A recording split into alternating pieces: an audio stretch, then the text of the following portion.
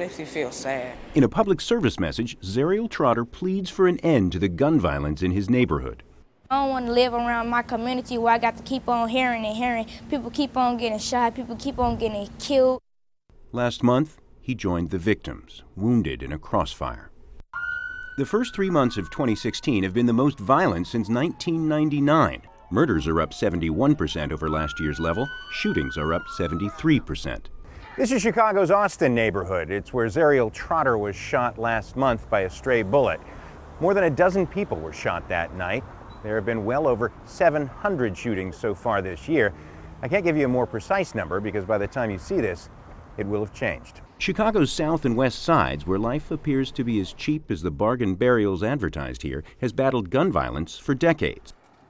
A mix of extreme poverty, access to illegal guns, and a culture of violence have left a scarred landscape and camera-shy residents. Hey man, what the f is you doing, man? But this year's surge in violence comes amid political and economic chaos. After a police officer shot and killed Laquan McDonald, who was walking away and armed with a knife, the mayor fired the city's police chief, and protesters filled the streets. So there's been a tremendous breach of trust between residents and the police. The police know that they're being scrutinized now, perhaps the highest level they've ever been scrutinized in the history of policing in Chicago. Therefore, the police are a little more cautious. It's what I would call non-aggressive policing is going on right now. A mild spring puts armed men in closer contact, and the city's ended funding for the private violence mediators who once patrolled Chicago's gangland streets.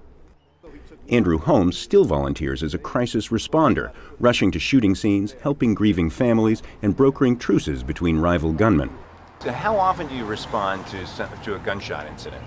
You know what, the way it's going now in Chicago, almost every 13 minutes, every 15 minutes, the way it's going now. You know, it's getting pretty deadly here. He's been shot. In the past year, his niece and daughter were both gunned down. It's still tough on me, but you know, at the same time, it's get tough talking about my daughter, because I miss my baby. But I got to keep doing what I'm doing because this is what I started. And I know how parents are feeling now. Holmes doesn't expect the shootings to end immediately. He's hoping to help slow a pace of violence that's risen out of control. John Hendren, Al Jazeera, Chicago.